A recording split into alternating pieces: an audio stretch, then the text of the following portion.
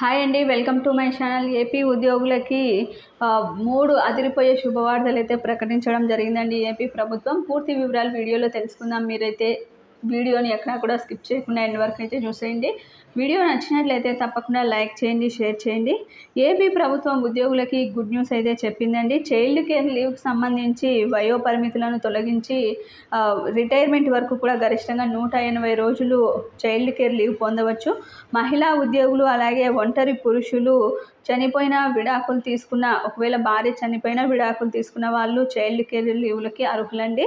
Retirement వరకు కూడా 180 రోజులు సెలవు 10 దఫాలుగా ఉపయోగించుకునే అవకాశం అయితే కల్పిస్తూ ప్రభుత్వం ఉత్తర్వులు జారీ చేసింది. ఇక 2016లో ఇచ్చినటువంటి జీవో నెంబర్ 132 ప్రకారం మహిళా ప్రభుత్వ ఉద్యోగులకి 60 రోజుల పాటు చైల్డ్ కేర్ సెలవులు ఇచ్చింది. మైనర్ చైల్డ్ను చూసుకునేందుకు స్కూల్, కాలేజీలు పరీక్షలు, ఆరోగ్య సమస్యలు తలెత్తినప్పుడు 2 నెలల పాటు ఉద్యోగులు ఈ సెలవులను అయితే తీసుకోవచ్చండి. అయితే ఇద్దరు పిల్లలకి 18 ఏళ్ళు వచ్చే వరకు కూడా, లేదా దివ్యాంగులు అయితే 22 ఏళ్ళు వచ్చే వరకు కూడా 3 దఫాలుగా 60 రోజులు చైల్డ్ కేర్ సెలవులు అయితే ఇచ్చేవారు.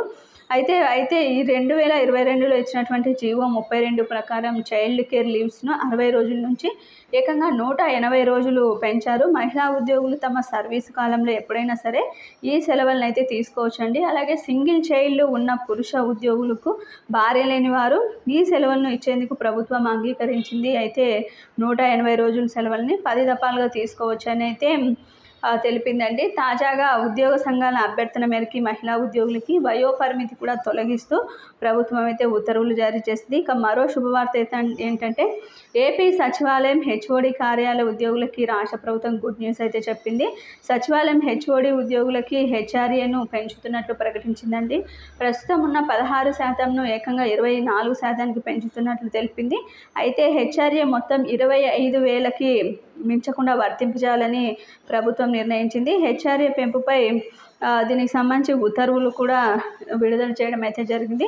ప్రభుత్వ నిర్ణయంపై ఉద్యోగులు అయితే హర్షాన్ని వ్యక్తం చేస్తున్నారు. అలాగే 12వ పిఆర్సీని కూడా నియమించాలని అయితే కోరారండి.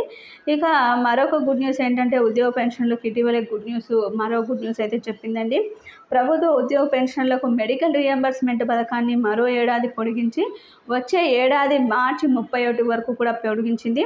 ఇక ఏప్రిల్ 1, 2024 నుంచి మార్చి 31, 2025 వరకు కూడా ఎంప్లాయీస్ హెల్త్ స్కీమ్ను సమాంతరంగా మెడికల్ రియంబర్స్మెంట్ పథకం అమల్లో ఉంటుంది అని చెప్పి ఏపీ వైద్యారోగ్య శాఖ ప్రత్యేక ప్రధాన కార్యదర్శి టి కృష్ణబాబు ఇటీవల ఉత్తర్వులు కూడా జారీ చేయడం జరిగింది.